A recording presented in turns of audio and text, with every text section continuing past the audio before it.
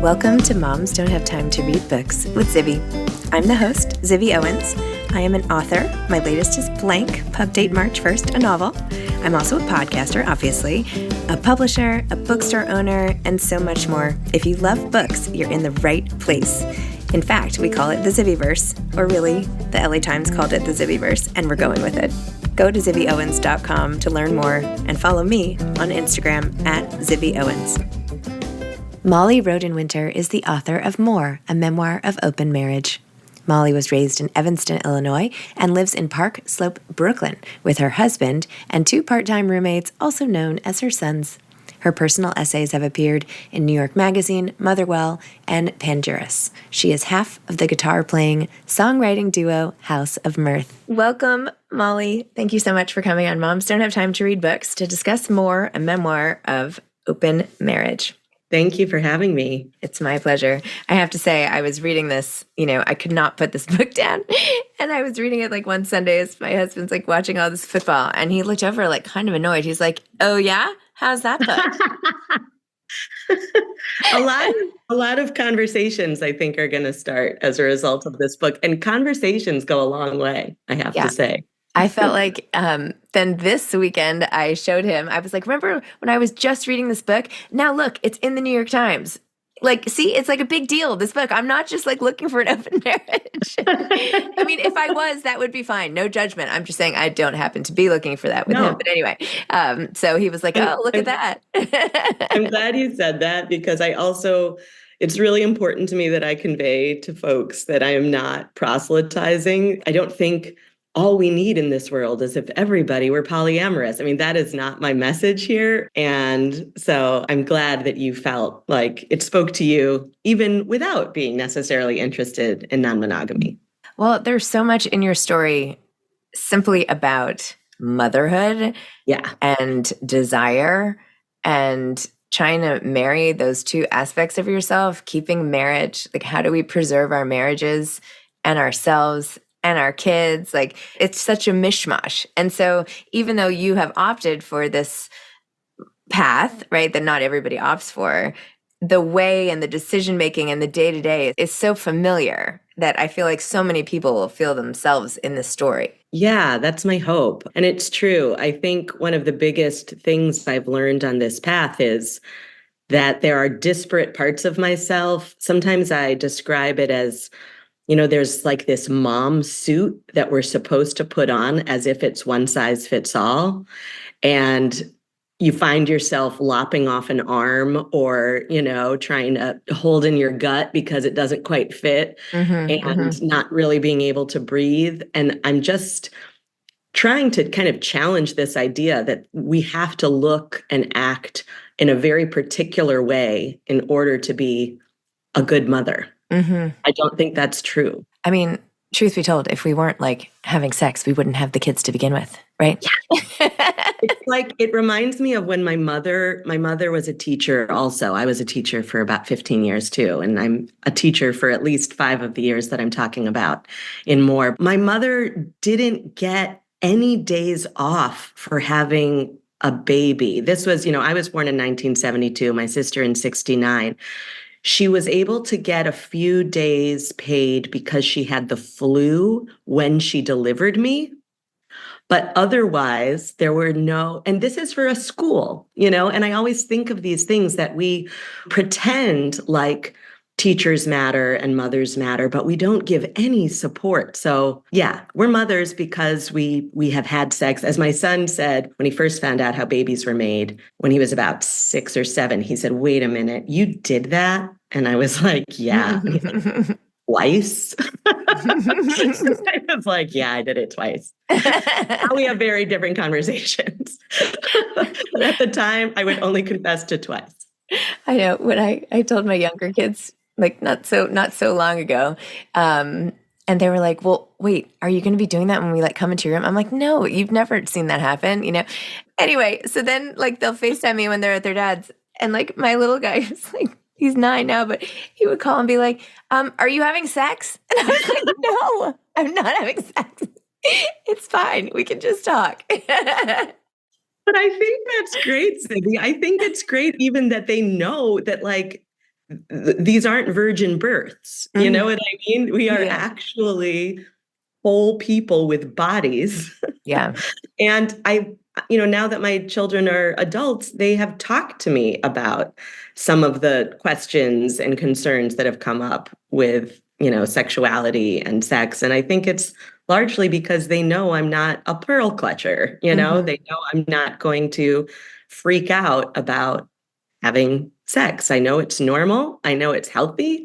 And I know there are healthier ways to do it than a lot of the things I was doing that I talk about in the book. I feel like I kind of went through my adolescence in my 40s because I didn't really have very rebellious teen years. So I'd much rather have my kids talk to me about things than to walk around feeling like they have to be ashamed of whatever it is they're doing and hide the truth of their, humanity from me.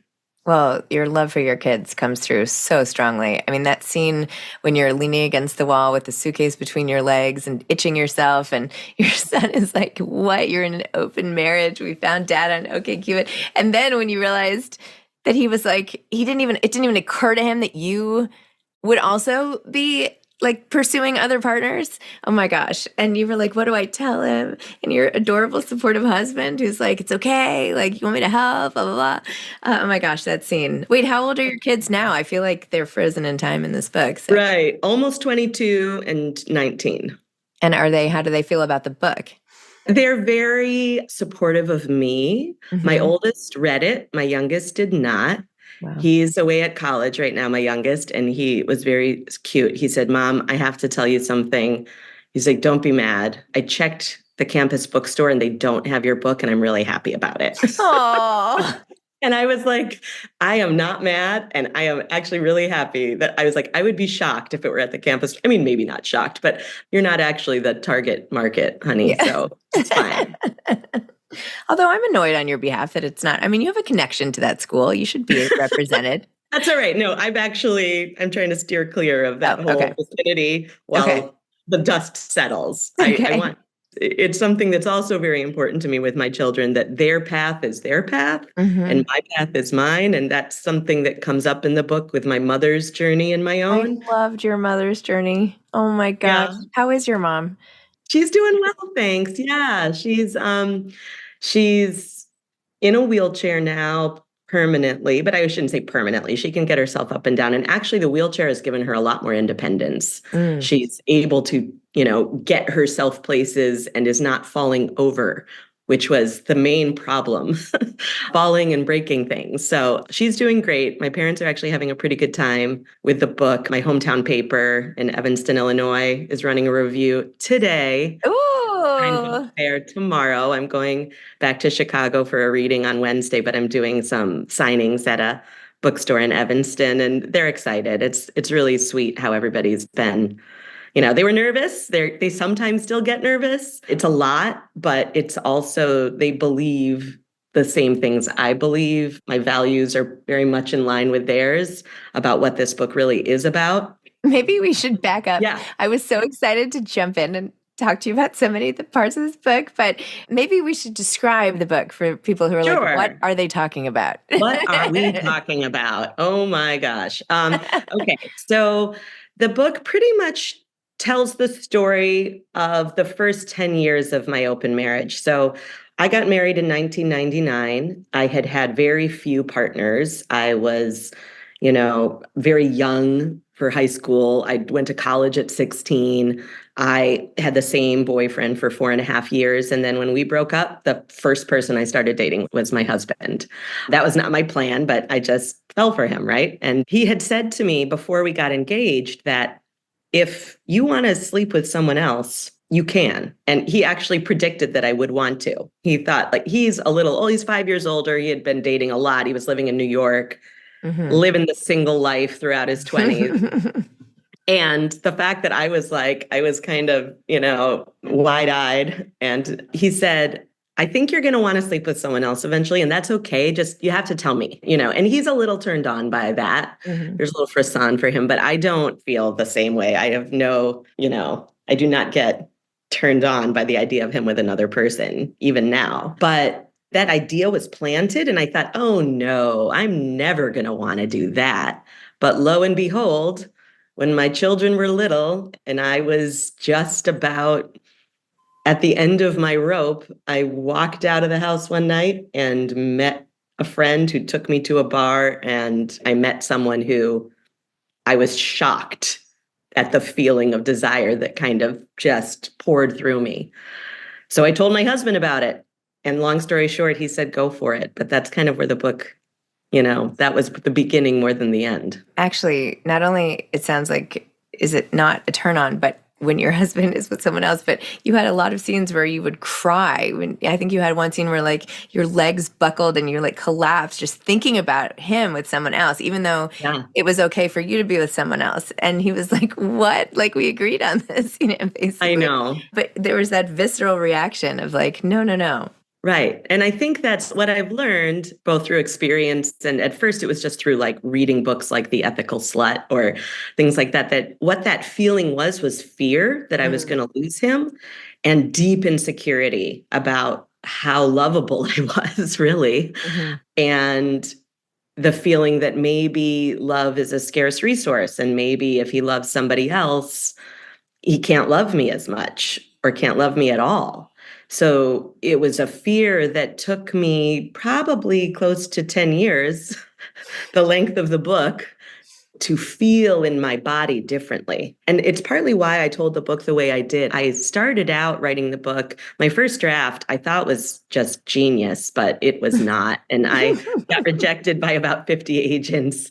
No. And because they say don't send it to 50 agents, send it to like 5, and then you'll get some feedback. And I was like, oh, no, this is too good. I don't want to deprive the world of this, and just like one no after another.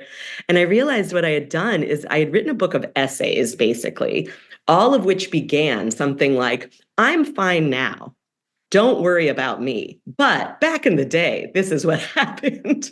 And it is also, I was doing too much from my current sensibility and my current vantage point. And nobody would quite buy it. Nobody would believe me when I said, no, I'm actually not jealous anymore. I wouldn't have believed it. And then I kept my agent, who eventually signed me, kept making me start over. And ultimately where I landed was writing it in the present tense. And that's when I got it. That's when I got the voice that I needed, which was kind of an embodied younger self. I needed to be that 36 or 37-year-old, just with the legs buckling, the nausea.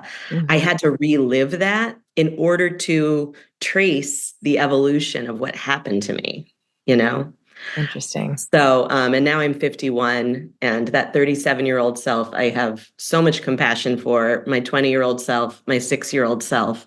I have so much compassion for all of them. They were all very different in so many ways. And I feel like now what you were starting out saying, Zibby, about all these disparate parts of ourselves as mothers, like, how do we integrate them? How do we integrate them into a whole that is probably going to serve our children a lot better in the long run? Yes.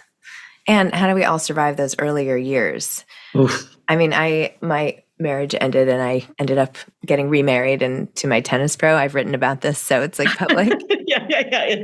But, there was like a sneaking around period, which I actually just wrote about, but where before everybody knew, like, I was already separated, but like the kids didn't know, and like all the friends didn't know, and, like, oh my gosh, what am I doing? Like, how am I in a hotel room? I mean, it's like crazy. Yeah. And now I'm at pickup, and it's like, oh yeah, my day was fine. I mean, it was a long time ago now, but like just even going through that, like that's not what you're supposed to be doing while the kids are at school. Right? Or maybe it is. Or maybe it is. No. Yeah. Or it's different for different people. I think it's about giving yourself that freedom to be curious about yourself and to say, whoa, there is a part of me that wants to do this. Let me ask some more questions about it instead of just shutting it down as fast as I can. Right. And maybe it's going to take one form or another, not necessarily hotels and sneaking. Right. Maybe it's going to be writing a book. Like, I didn't think I could write a book either. And look at me now. Yeah. No, it doesn't have to be in this way. But I do feel that while you're in the thick of it with kids, without some sort of outlet, you can just go crazy. Yeah. Like there needs to be something, whether it's working out or talking to a friend or starting an open marriage or whatever it is, like you have to have something because something that's yours and Yes. yours only, in which your spirit can be free. Yes. And I think the working out, I tried to do that. I remember when, I don't think this scene made it into the book, but when my kids were little, I hurt my hip. Oh, I know what it was. I had the bright idea that the thing I was going to do to be free was to run a half marathon. And I did. And it was really exciting, but I injured myself pretty badly. And so I had hip issues for years afterwards. And so I was doing my physical therapy exercises at night when I watched TV. And then my physical therapist said, actually, I think that's really messing up your alignment. You need to turn off the TV and really focus. So the next night, I was doing my exercises and just started to sob because I was like, this is my me time. This is what it's come to. My me time is doing my hip exercises because I tried to do something for myself and run. And now, you know what I mean? It was just too much. It was just too pathetic. So it's like we need something, and it's not always going to be to run at breakneck speed. Maybe for some people that does work out. For me, it was not a great idea to start running in my mid 30s. I've had many a physical therapist over the last decade or so. I'm like, this is why I don't ski. I gave up. It's too much. This is why I don't fill in the blank. Yeah, exactly. It's not worth it. It's not worth it. And I'm like, I'm not going to do those exercises. Like, it's not going to take you that long. I'm like, you know what? I'd rather like write another book than like do a toe raise in the shower. I don't know why, but that's just the way it is. I am with you. I am with you. Yes. So the relationships that you write about in the book, and I also, by the way, found myself getting so worried about you because you're meeting, you just don't know who these people are. And I know that there were some situations that were a little sketchier than others, but how do you even handle that now? And like, how do you make sure you're okay? Yeah. Well, you weren't the only one to be worried about me. My friends were worried about me. I was worried about me, to be frank. At this stage, I'm not on dating apps anymore. I have, one partner that I've been with for 3 years plus. And it's funny. Sometimes people there'll be someone who they kind of are out of my life for a little while, often because sometimes they're younger and they're having children. You know what I mean? And I'm like very understanding of that. I'm like, I want all my partners to be very good partners to their wives. And I like to say I am a big champion of the wives. My partner's wives love me because I am the one saying, no, I'm not going out with you. You need to go home. Like, what are you doing? You know what I mean? I've always got their back, right? There was a guy who messaged me on one of the dating apps years ago and was telling me that they had just opened their marriage about a year ago, but now his wife was pregnant and she said it was fine if he kept going. I was like, no, that is not fine. I was like, there is no piece of that that is fine. Even if she says it's fine, I don't think it's fine. And so I was like, if you can find someone else, good for you. But I was like, my advice is to close the marriage for at least 2 years and pay attention to each other. And he wrote me again 2 years later and it was like, that was the best advice you could have given me. And like, we had what? Duh. But still, I'm like. And he's like, but the 2 years are now up. So here I am. Yeah, right. And I was like, still not interested. But yeah, one of the things that was so unique in this book, too, is that when you went through heartbreak, it was your husband comforting you. I mean, that is such a unique thing to read about, to go through. I mean, it's just so wonderful. Tell me, talk about that. Yeah. And now I'm able to do it for him, too. We've both been through some heartbreak. It's been a lot of years now that, it's been a solid 15 years. I've had my heart broken more than once, and so has he.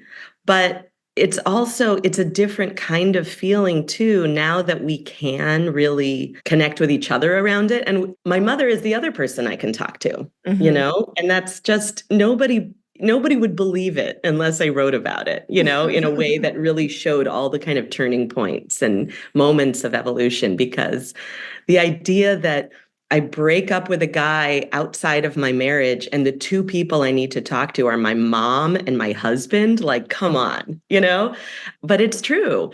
And they love me and they want me to be happy. And it is kind of a beautiful, amazing thing. So there's a magic to it too. I don't even know how I can describe it except to say, I think what happens is that my mother has had this feeling, right? She has been in love with someone else and loved my father at the same time. My husband has had that feeling, loving more than one person at a time, and now I've had it. So we all, once you kind of know what that feeling is, Yep.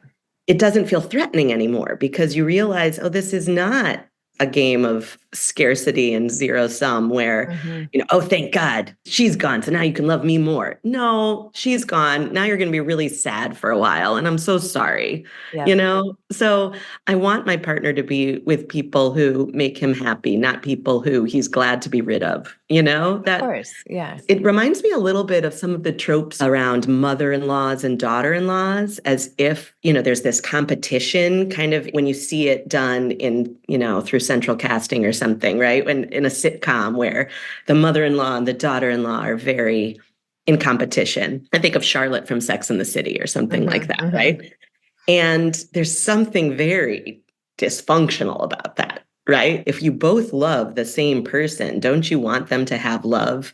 I want my boys to find amazing partners that they love and hopefully love more than me. Like, if I loved my dad more than I love my husband right now, there'd be something, I love my dad, but it's a different love, right? Right. Well, I feel like that's what you outlined too in the book. It's not about more or less, and it's not coming from the same sort of like vertical test tube of love. Like there are just so many, right? Like you talk about how with friends, you're not like, oh, I have a really good friend, so I can't have this other really good friend. Like you can have as many really good friends as you need, and maybe one's from college and one's from high school, or one's, they all feed like different parts of your souls, and that's okay. Like you can't run out of love. Right. And for children too, I make that comparison as well. I had a moment of kind of paralyzing fear when I had to get induced for both my children, but was leaving for the hospital to have my second child. And I was just like, how am I going to do this? I was just filled with love for my first child and like, oh no, I'm leaving you for 2 days to go cheat on you with another baby. That's kind of the way it felt.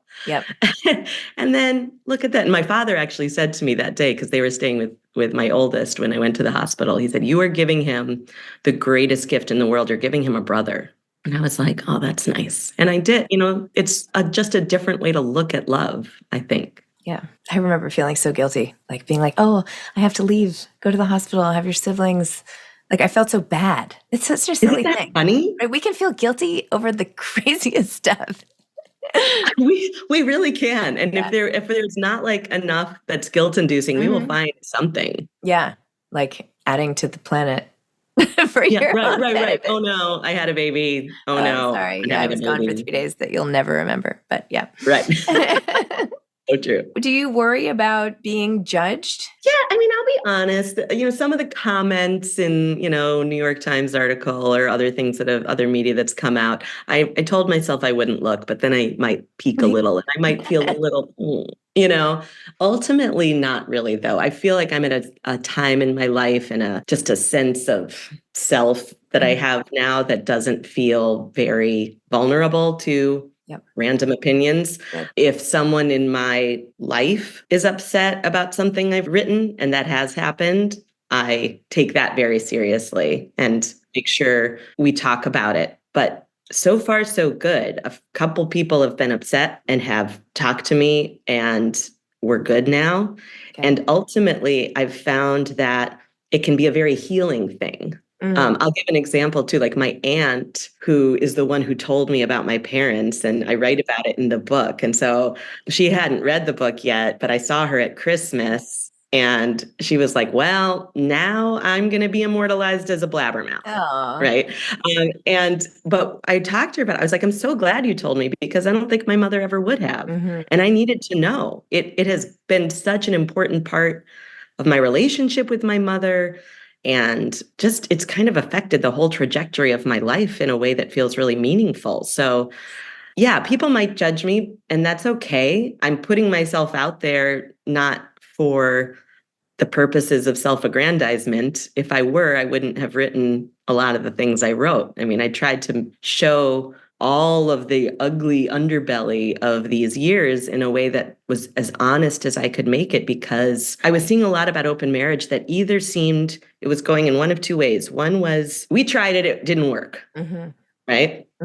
Or it was, yeah, I think we were just born polyamorous. And so this has been just so easy and lovely. And yeah, I feel great. And neither of those felt like me. I felt like it is possible. And for me, it has been worth it, but it is really hard. And so I wanted to show that, and that wasn't anywhere else. So in order to do that, I knew I was going to invite some criticism, but I have so much love in my life, my friends, my family. I haven't lost a single relationship I care about because of this book. And more than anything, people are just coming out of the woodwork to say how much they love the book or how supportive they are. Well, I'm very happy to hear that. I really think, memoir is a genre I love because you get in there with someone, right? In a way that you wouldn't in like a conversation, even an intimate conversation, like all the details. And I mean, tons of editing to make it like a beautiful book, but not censoring out the unflattering bits or all of that. Like that's what makes memoir so great. It's like seeing the whole thing, and you really let us in, and that is so generous of you to do. So anyway, I loved it. It's really awesome. You're awesome. You're awesome too. Thank you. Thank you. I hope we can do this again sometime. Yeah, let's do something else. This is so fun. I'm coming to your bookstore in Santa Monica on February 1st. Oh, yay. Great. Oh, I'm not going to be there, but good. I'm so glad you're doing that. Yeah. Excellent. Congratulations. Thank you, Zibby. I appreciate it. Okay. Bye. Bye. Thanks for listening to this episode of Moms Don't Have Time to Read Books.